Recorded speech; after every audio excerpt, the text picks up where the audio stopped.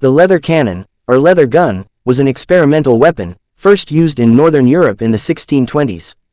The aim was to construct a light and cheap weapon that would bridge the gap between the handheld musket and the heavy stationary cannon. The varnished leather from which the gun got its name acted merely as the outer protective surface of the piece. The first working examples were built by Swiss and Austrian engineers.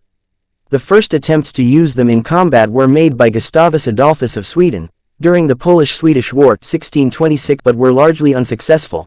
They were used extensively during the English civil wars in the 1640s and 1650s, especially in Scotland.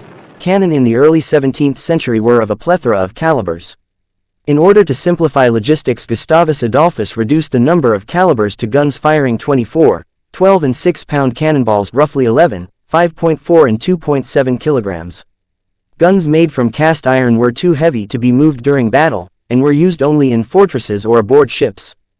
Guns used in the field were limited to bronze cannon, but only the very lightest pieces could be moved during battle, especially if the terrain was uneven. Gustavus Adolphus' tactics were based on use of effective firepower.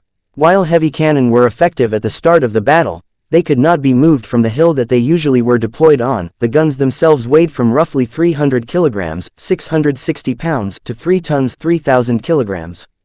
As such, the artillery could not respond effectively to developments in battle. To fill the gap, the so-called leather cannon was developed.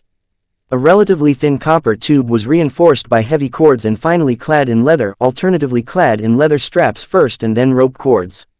While the weapon was light enough to be mobile, it required only a two-man crew to pull into position and operate, and at the same time was cheaper in construction. The basic design proved to be flawed.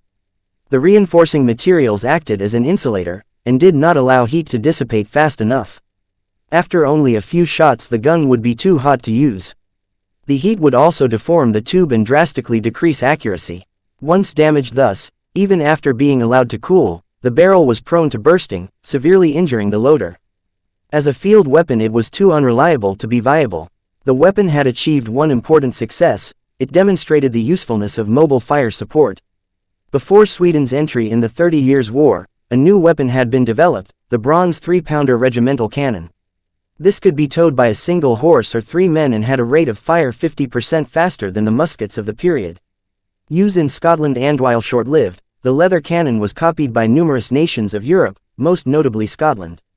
In Korea, during the Joseon dynasty, leather guns make their appearance in government records from at least 1649. They were hailed for their lightness, and therefore, superior maneuverability. The only difference between the Korean leather cannon and that of Europe was that the Korean counterpart was covered in thick Korean paper heavily saturated with grease.